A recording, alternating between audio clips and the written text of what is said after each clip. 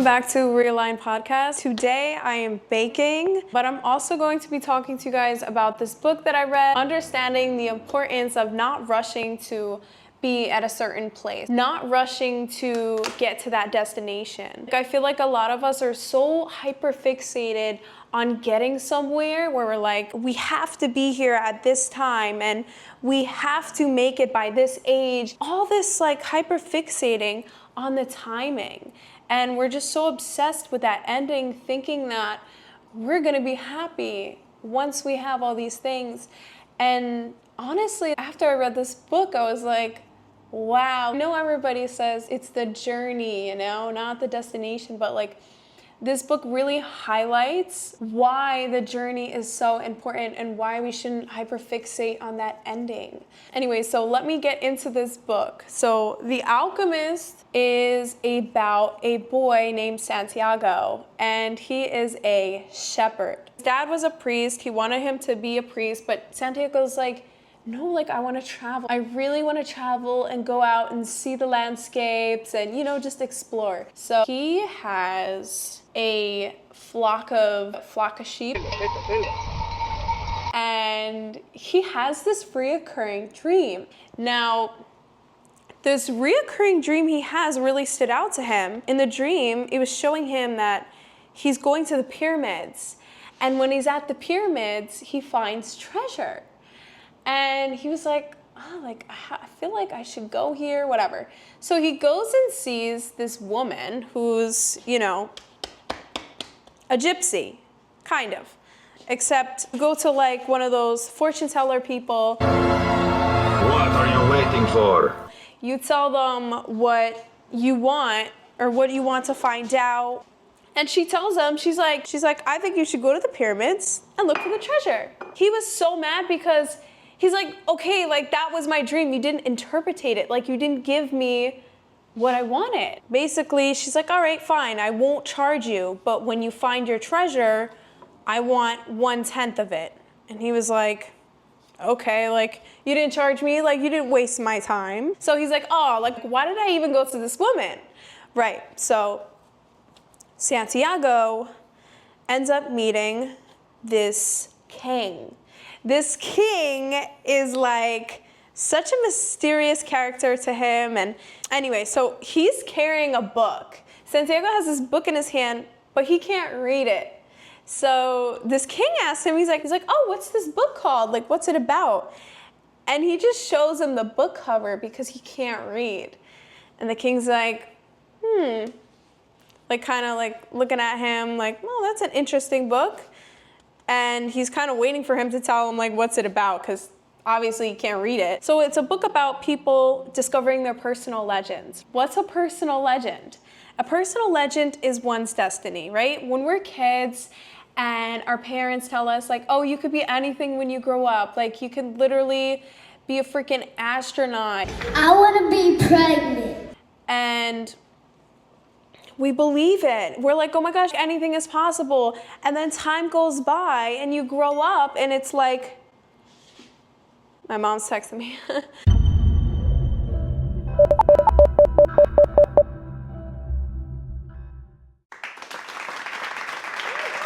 Time goes by, you grow up, and it's like this mysterious force is basically like, sorry, you're limited. You can't do this. You cannot do this. Nope, ain't happening. So he's explaining that that's what a personal legend was, and that's what the book was about. And it's one's pursuit of fulfilling their personal legend. He was like, oh, wow. When he was talking to the king, he was kind of like, all right, whatever. Like, he's kind of like boring. Like, he didn't really want to be there. And then the king's like, I want to help you find your treasure. And he's like, what? Like, he's thinking in his mind, he's trying to be respectful, but he's thinking in his mind like, oh, maybe he was sent by the gypsy to get money out of me. And then the king starts telling him personal stuff about his past and about his family. And he's like, there's no way he can know this. So he encourages him to go to the pyramids. And the king gives him this bag. There's 2 rocks in it. he gives him these two rocks. One is yes and one is no. So on his journey, like if he has any questions or needs guidance, he has these rocks, right? So he sells his flock, sells everything, and dips. Like he is like, I'm out. Like I'm gonna find this treasure. So oh fudge. You guys didn't see that. So keep in mind, he's going on a journey from Spain to Egypt. That's a journey. He goes out on a quest to fulfill his personal legend. And on the way, he meets a crystal merchant, an Englishman, and the alchemist. So on his travels, he meets this crystal merchant and he ends up staying with him. He's only gonna stay a month, work for him and save up some money, because on his way, he's run into people who have robbed him and he brought whatever he had. He works for this crystal merchant. He just started bringing in all these people. Like he was getting like a percentage of whatever crystal glasses he would sell. And basically it was like for tea and stuff like that. So he would get a portion of it. And he was doing so well. He expanded this man's business. And this man taught him about religion. He was a Muslim. And basically, so he saved up money for a few months so he could go on his quest to the pyramids. So he finally saved up a lot of money. He had so much money that like if he were to go back home, he could buy an abundance of sheep. Like he would be so rich. So he goes on his way. And basically something the king taught him was like, look out for omens. Look out for signs. Like when you get a sign, do not ignore it. So when he was on his way traveling, he learned a few things, right? He learned how to listen to his heart. He learned to look for omens and signs. He learns to understand the soul of the universe, which is the spiritual force that connects us, all living things and everything. So he's on his way, right? And he meets this Englishman on his way. And as he's traveling, he's going through the desert, keep in mind. So the desert is like a dangerous place. And not everybody can go through the desert. Like you're gonna get stopped. So he's meditating on this camel.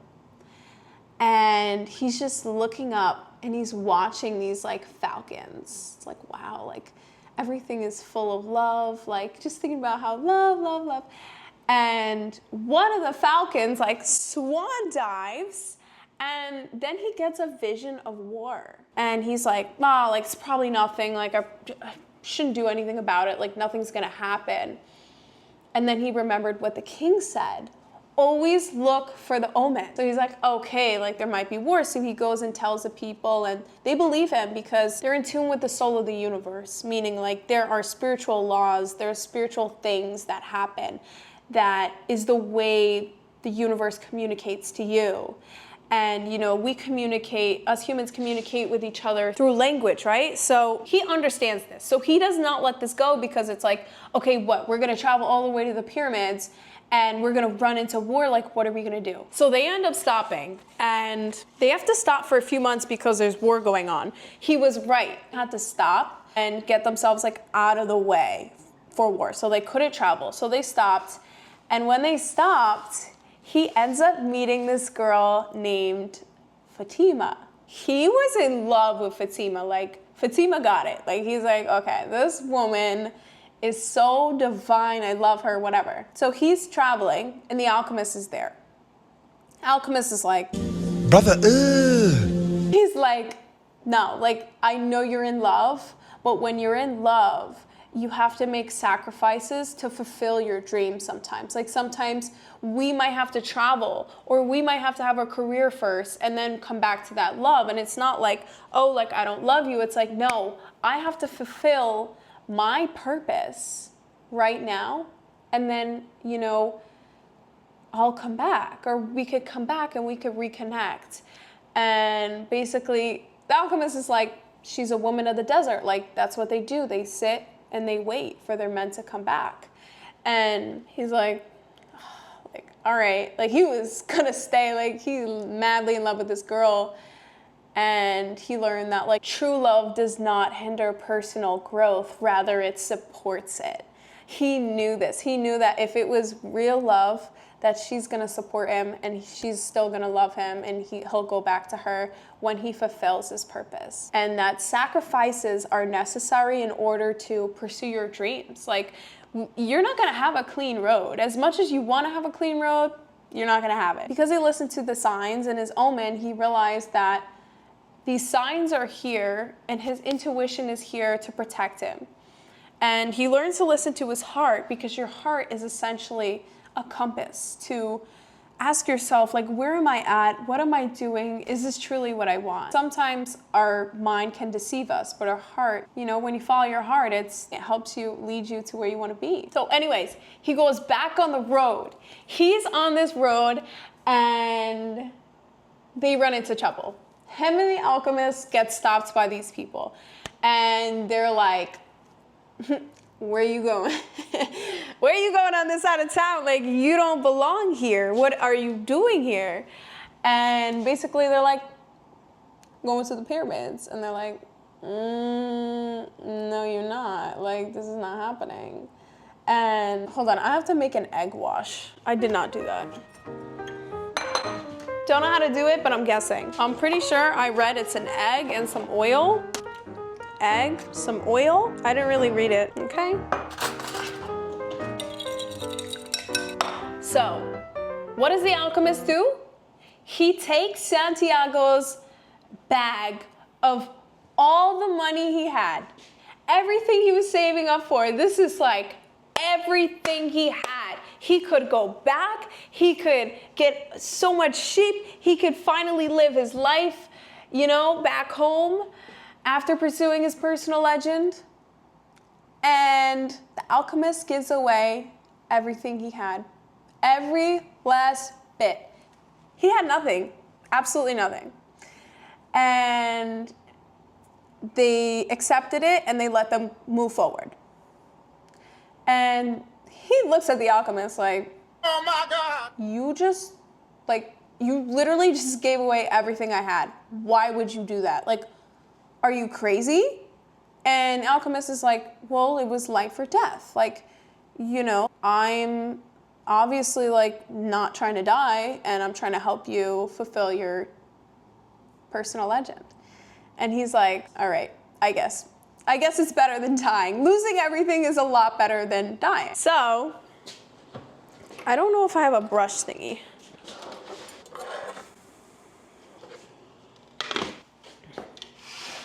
So, they end up going to a monastery with a monk. And I'm also missing out on a lot of details because I really want you to read this book. Anyway, so they go to the monastery. And the alchemist turns his lead into gold, because that's what alchemists do. He gave a piece to the monk and he gave a piece to Santiago. And Santiago's like, okay, like, I guess this makes up for everything that I lost and then some. So they split up. Santiago is so close to the pyramids. He's so close. Anyways, he gets to the pyramids, right? And guess what? He gets stopped again. And they're like, oh, you stole this gold. There's no way you would have had this gold. Like, you definitely stole it. And he's like, no, I didn't, but whatever. Like, here, you can have it. So they take his gold and they're like, what are you even doing here? He's like, well, I had a dream and there was treasure. I found treasure here. And they're like, you're stupid, boy. Like, you're stupid. Like, why would you? Anyway, so they leave. So he's like, I'm not stupid. Like, I got a personal legend I'm pursuing. Like, obviously, God put this in me for a reason. He goes back to the monastery because he's got nothing right now. He's got nothing, but he did look up and he got to see the pyramids and he was happy about that. And while he was there, he saw a beetle. And this beetle is a specific one that is a symbol of God. So he's like, okay, like, I have to be close. Like, he's not stopping because he's seeing the signs, he's following his heart, and he made it to the pyramids, okay? He did more than most people would. So he goes back to the monastery, and outside, the monk left a piece of gold for him. So he's like, okay. It's like, wow. And he goes inside to the monk. He's like, why would you let me go to the pyramids if you knew I was going to get stopped? And the monk laughed. He's like, because you would have never looked at the pyramids. You would have never gone. You would have never got to see how beautiful they were. Because, again, the pyramids was his destination, right? Obviously, he wanted the gold, but the pyramids was still his end goal. He still had to make it there. Anyways, so he gave him the gold. He has a dream, and he ends up finding his treasure. And why I thought this book was so special and so beautiful was that I didn't really look at it as a fictional book. I kind of looked at it as like when we become in tune with ourselves and we enjoy the journey and we enjoy the struggles and we embrace everything that happens to us, because life is not just something that's linear and that's going to be perfect and it's going to be sunshine and rainbows.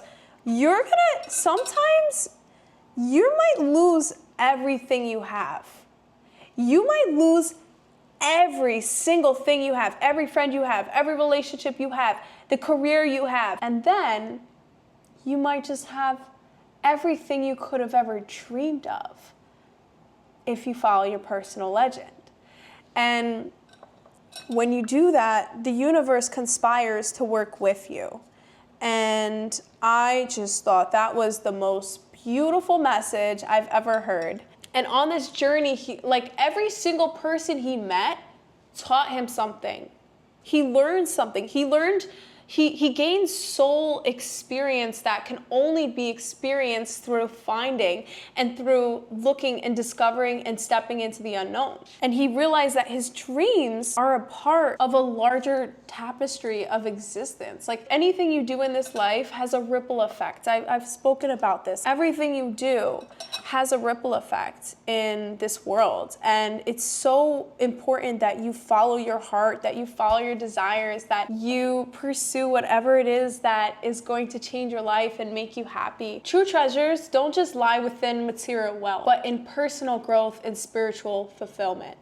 That was what he had learned. And then when you understand that all things are interconnected in this universe, you can tap into a greater source of knowledge and energy. Because everything is connected. When you realize that everything is connected, that it's not just there for no reason. Everything is there for a reason. All the signs are there for a reason. And the main purpose in life is to pursue your dreams and your destiny. And it's literally a journey of mandatory self-discovery. That you're discovering what you are and who you are. The main purpose in life is to pursue your destiny. It's not to run away from it. It's not to look at it like something that's super far away. It's not to focus on that destination, that end goal, but in the knowing of the journey is your self-discovery. It's what you learn on the way that makes life beautiful, that helps you evolve and helps your soul evolve. Everything is a choice. Like the biggest lie that it's fate, but I don't believe it's fate. I believe it's a choice to pursue and align yourself with your fate. Like I don't believe that it's something that it can't be chosen. Like I believe if you genuinely follow your heart and follow what you're meant to do, you will align yourself with that. You also have a choice to not do it. You have a choice not to do anything. That's true too. But when you make a choice to follow your heart and your and what you want in this life, the universe will help you get there. I'm gonna show you guys my bagels in a minute, and then I'm gonna throw them in the oven, and we're going to pray to God that they look good. We're gonna pray to God that they rise. Like that is my main goal, is that these bagels rise. This is my personal legend of today, that I can make gluten-free bagels from my own recipe, because this is mostly not my recipe. This is the bootleg version of what I wanted to do. And I love a lot of everything bagel seasoning. I mean, who doesn't? So my bagels are done. This is what they look like. They're all different sizes.